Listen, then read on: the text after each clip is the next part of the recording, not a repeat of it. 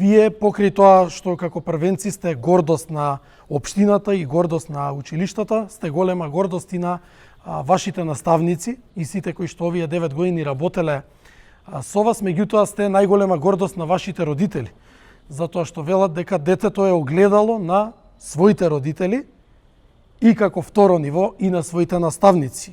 Немаме секогаш само успеси, некогаш ќе има и неуспеси, и тоа е нормален дел од животот, меѓутоа од неуспесите во иднина треба да учиме како понатаму да креираме победи. Сега е актуелно и Европското првенство во фудбал, верувам дека сите го следите.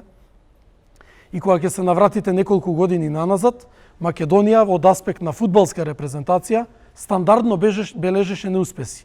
И беше нормално македонската фудбалска репрезентација да губи.